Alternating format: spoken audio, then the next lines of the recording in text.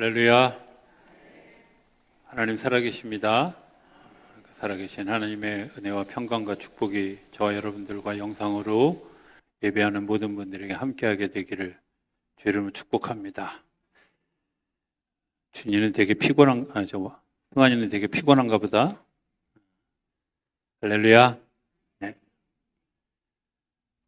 한 10년쯤 전인데 목회하면서 좀 사회를 알고 또 목회자로서의 어떤 그런 자기 개발이 좀 필요해서 굉장히 비싼 돈을 내고 데일 카네기라고 하는 학교에 수업을 들었던 적이 있습니다.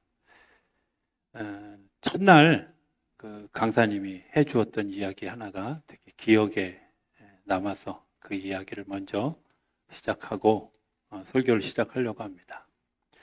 이 데일 카네기의 형수가 두 아들을 예일대학에 보냈습니다. 그리고 기숙사에 보냈는데 엄마가 얼마나 걱정이 되겠어요. 그래서 아들에게 이제 편지를 열심히 쓰는 거죠. 편지를 쓸 때의 그 마음은 늘 어떤 거냐면 답장이 있기를 바라는 마음이잖아요. 안 써보셔서 잘 모르겠지만 저는 군대에 있을 때 늘 쓰면 답장이 왜 안 올까 이런 고민을. 역시 이제 이 엄마도 답장에 대한 갈급함이 있는데 이 무심한 두 아들이 답장을 안 하는 거예요. 그러니까 이제 그걸 보고 안타까워하는 이를 이 카네기가 바라보면서 형수에게 이렇게 이야기합니다. 형수님, 제가 편지를 한번 쓰면 아이들이 답장을 할 겁니다. 글쎄요. 늘 속았던 엄마는 이해가 되지 않는 거죠. 형수님, 저하고 내기합시다. 100불 내기합시다. 그래가지고 이제 카네기가 편지를 썼습니다. 사랑하는 조카들, 이러고 저러고 우리 집에서 이런 일이 있었고, 그리고 다 쓰고 난 다음에 너희를 사랑하는 삼촌 카네기로부터 이렇게 쓰고 맨 뒤에 추신을 이렇게 썼습니다. 너희들 갈 때 내가 용돈도 주지 못해서 약간의 돈을 동봉해서 보낸다. 그리고 돈은 안 집어넣습니다. 답장이 왔을까요? 네, 당연히 오죠. 친애하는 숙부님, 그리고 어쩌고 저쩌고 우리 잘 지내고 있습니다. 추신에 이렇게 썼습니다. 그런데 보내신다고 하는 돈이 봉투에 없습니다. 네. 아시죠? 저는 그때 내가 여기 오기 잘했구나 하는 생각을 처음 했던 그런 기억이 있습니다. 사람을 경영한다고 하는 것도 자식을 다스리는 경영, 하나님은 우리를 어떻게 경영해 가실까, 어떻게 인도해 가실까 하는 것들을 생각해 보게 됩니다. 때로는 우리가 하나님이 강제한다고 생각하는 사람들도 있습니다. 징계한다고 생각하는 분들도 있죠. 그런데 아마 하나님이 우리를 이끌어 가시는 굉장히 중요한 그 변곡점에는 회심이라고 하는 단어가 반드시 있을 겁니다. 그 회심이라는 단어, 요한에슬레는 회심을 세 가지로 얘기합니다. 사람이 회심하는데 세 가지 단계가 있는데 첫 번째는 머리가 회심하는 거죠. 그래서 내가 자기중심적이고 또 이기적이었던 사람이 그리스도 중심적이고 하나님 중심적으로 바뀌어지는 거죠. 기초가 바뀌고 방향이 바뀌는 겁니다. 이걸 중생이라고 하고 또 내 가치관이 바뀌어져서 이제는 다른 시선으로 세상을 바라보게 하는 그런 일들, 이걸 머리가 회심했다. 두 번째 회심은 가슴이 회심하는 거죠. 이 가슴이 회심한다는 말은 내가 분노, 좌절, 죄책, 후회 이런 것들로 가득 차 있던 내 삶에 하나님의 영, 그리스도의 생명력이 우리를 차지하면 원망이 감사가 되고 분노와 사랑이 용서가 되어지고 한숨을 쉬고 절망했던 일이 소망을 가지게 되고 만사가 부정적이었던 사람이 긍정적인 사람으로 바뀌어지는 거죠. 요한에슬레의 세 번째 회심은 좀 아이러니컬하게도 지갑의 회심을 얘기합니다. 돈주머니의 회심을 얘기합니다. 어쩌면 이 회심이 가장 우리 삶에 가장 밀접하게 다가왔던 일들. 요한웨슬레가 두 가지로 얘기하는데, 하나는 정당하게 돈을 벌어서 아름답게 쓰는 이야기를. 정당하게 번다는 말은 땀 흘려 돈을 벌고 그 땀 흘려 버는 돈의 가치를 소중하게 여기는 것을 이야기하고요. 쓰는 것은 하나님이 가장 귀하게 생각하는 일에 돈을 쓰는 것을 이야기합니다. 제가 어렸을 때 저희 어머님 친구분들이 꽤 여러 분이 계셨는데, 이제 그 중에 한 분이 미국에 이민을 가서 오랜 시절을 지나 이제 어머님과 통화하는 이야기를 제가 들었던 기억이 있습니다. 그 남편이 돌아가시면서 500만 불을 유산으로 물려준 거예요.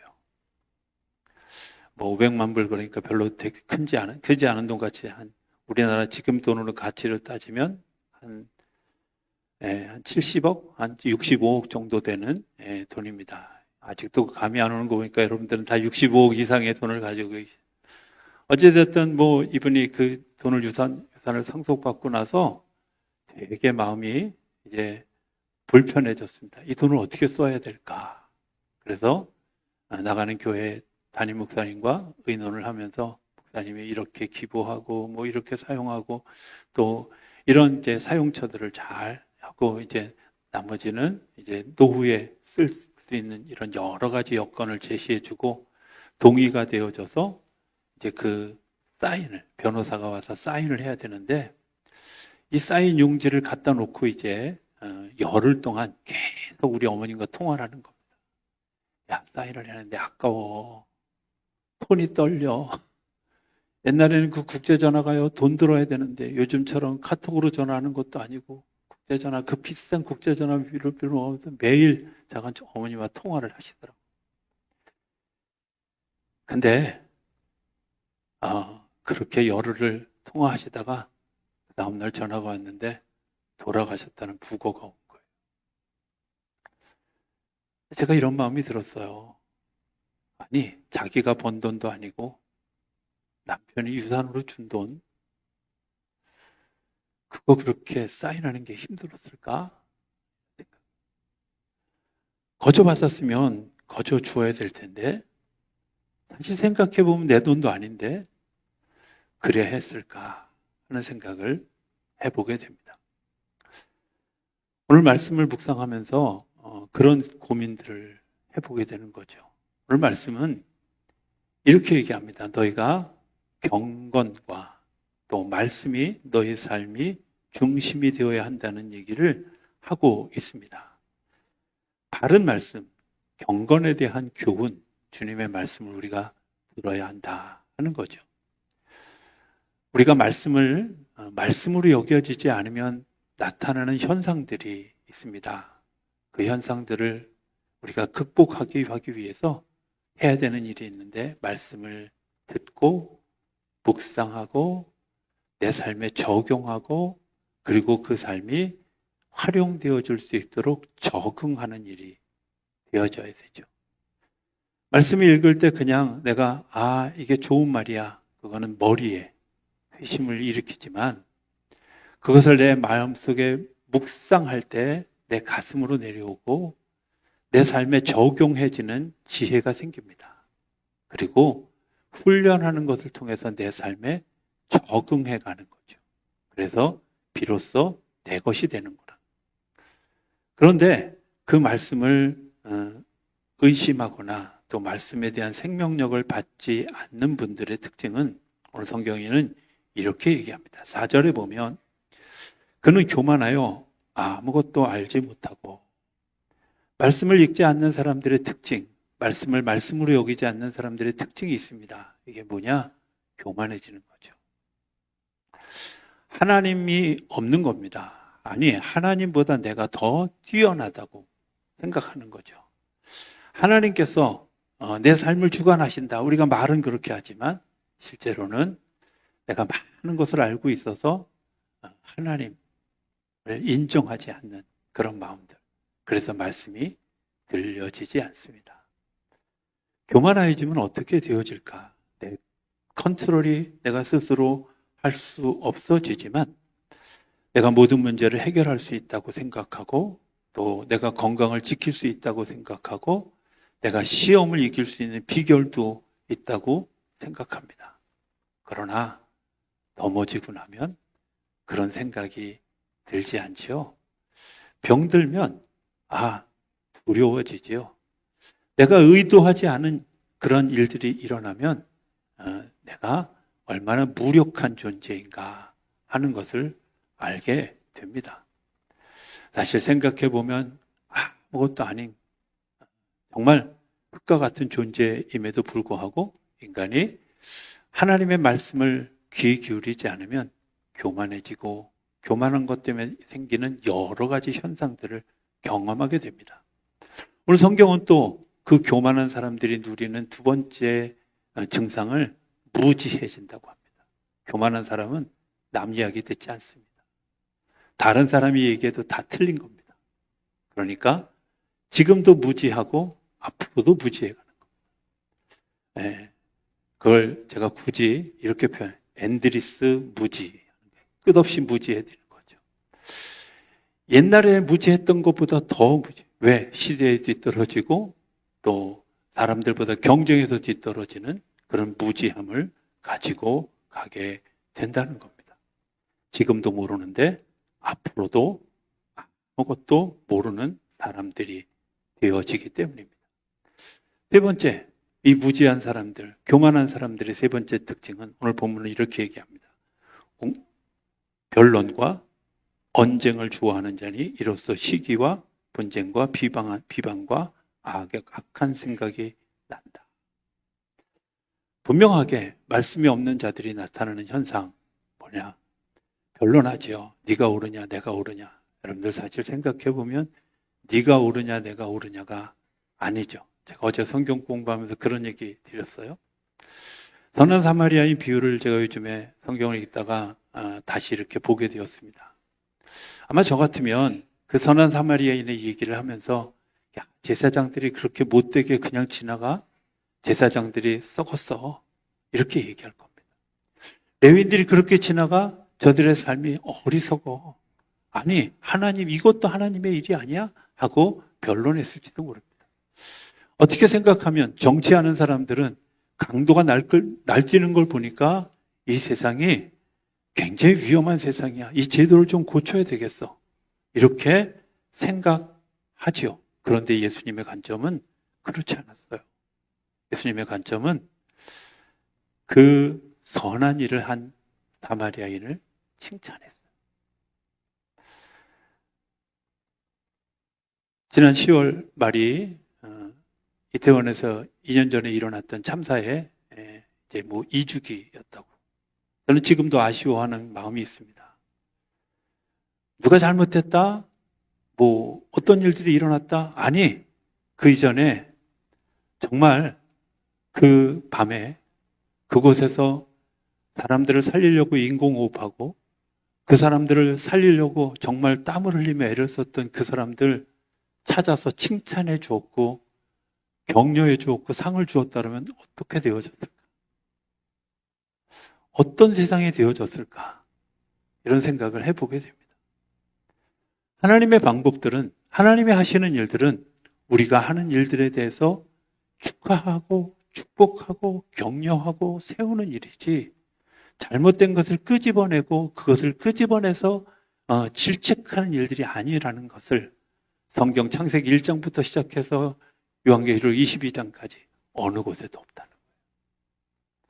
변론이 일어나고 비방이 일어나고 시기하고 질투하는 일들 말씀 없는 사람들의 전형적인 모습이죠. 오늘 성경은 우리가 이런 일들을 위해서 가져야 되는 긍정적 자세를 이야기하는데 6절에 보면 그러나 자족하는 마음이 있으면 경건은 큰 이익이 된다고. 제가 좋아하는 글 하나가 있습니다. 미하엘 짐페로라고 하는 사람이 하신 얘기인데요. 1%만 가져도 99% 행복할 수 있다. 이런 말이에요. 처음에는 이해되지 않았습니다. 어떻게 1%만. 그런데 건강을 이제 잃어버려 보면 특별히 제가 우리 교회 부임해서 얼마 안 있다가 허리가 되게 아파가지고 되게 고생했잖아요.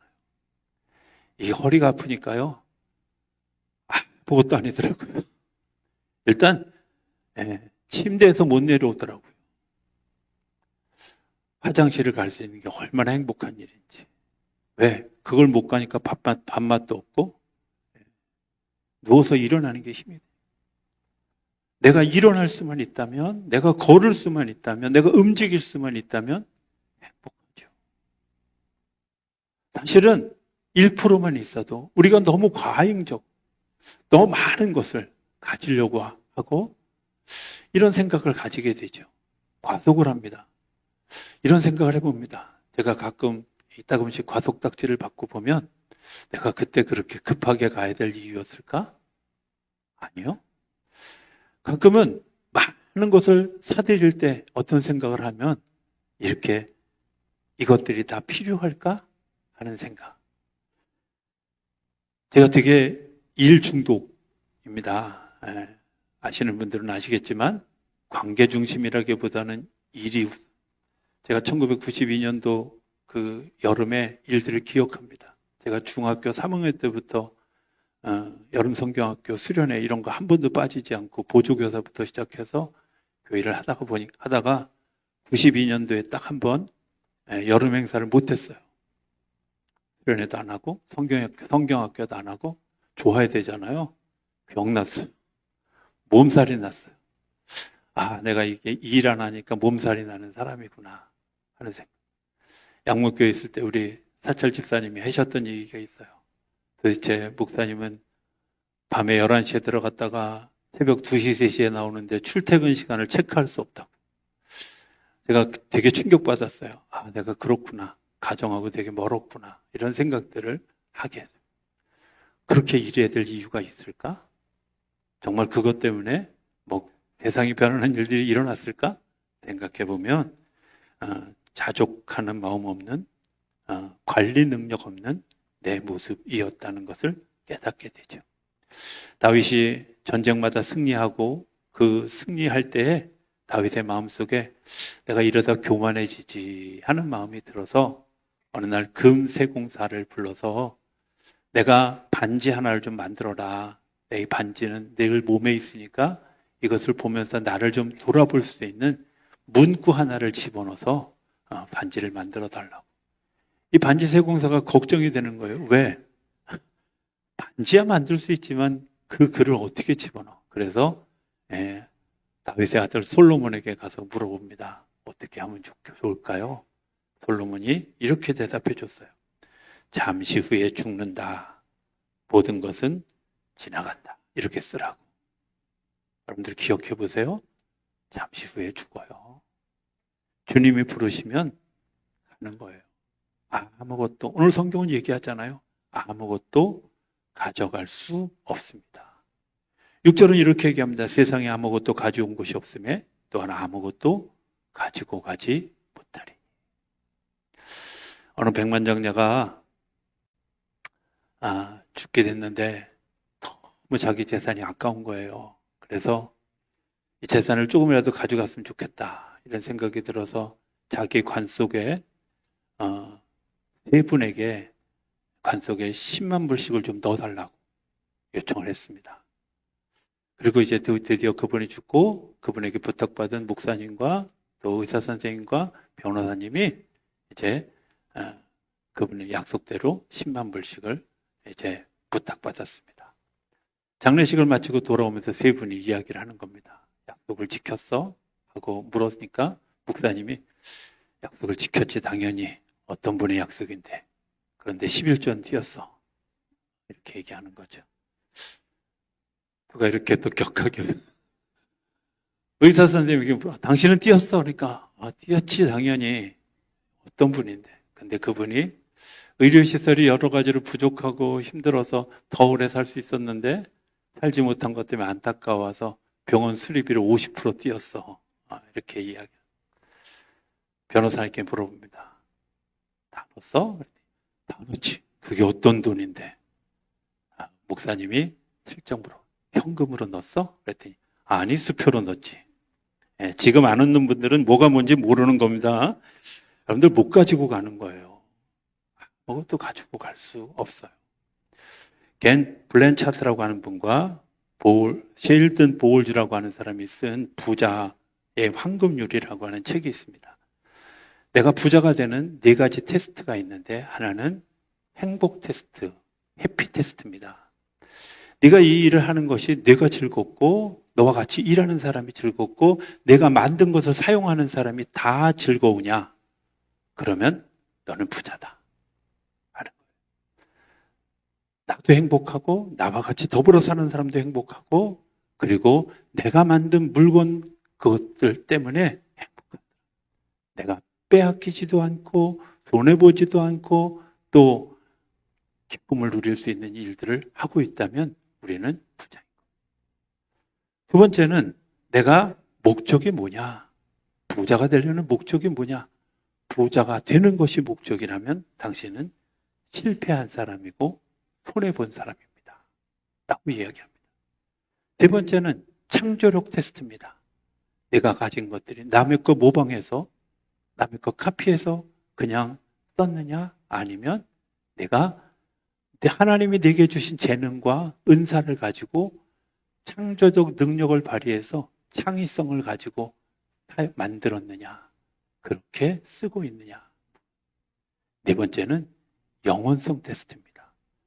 이것이 오늘만 행복하고 끝날 거냐? 아니면 내가 영원히 가져갈 것이냐? 주님이 마지막 날 밤에 제자들에게 성찬을 베풀어 줍니다. 주님이 이렇게 약속하셨습니다. 너희가 이 성찬을 대할 때마다 나를 기억해라. 기념해라. 너희가 마지막 날에 내가 천국에서 다시 보는 그날에 이 잔을 이 성찬을 너희들이 같이 할 것이다. 주님이 오늘 하신 이야기는 단 한 번의 사건에 끝나지만 이 사건이 내가 기억하고 기념이라는 시간들을 통해서 마지막 날 주님께서 우리를 다시 구원하시고 하나님의 나라의 잔치에서도 이와 똑같은 잔치로 연결되어질 것이라고 하는 것을 잇대어 주는 거죠. 하나님 우리에게 부를 약속해 주셨습니다. 창의성을 주셨고요. 행복하도록 해주셨고요. 내 목적이 하나님의 영광을 위해서 살아가도록. 성찬식은 우리 안에 있는 창의성과 우리 안에 있는 행복함과 내가 무엇을 목적으로 살아가야 되는 것뿐만 아니라 주님이 오시는 그날에 다시 대할 그 성찬, 그것을 그때까지 나를 기억하는 시간. 저는 오늘 성찬이 그런 성찬이었으면 좋겠습니다. 오늘 한 번의 사건이 끝나는 사건이 아니라 내일로 이어지고 영원한 나라에까지 이어져서 더불어 그날을 기대하고 소망하며 한 날 한 날 하나님이 주시는 힘을 얻는 그런 소망의 시간이 되어줄 수 있게 되기를 기대합니다. 우리가 오늘 이 성찬, 주님 내게 그런 행복하고 하나님의 영광을 위해 살아가고 창의성을 발휘하고 영원한 나라에 이르러가는 그런 과정에 주님의 힘주심, 주님의 생명력 경험하는 일들이 되기를 소망합니다.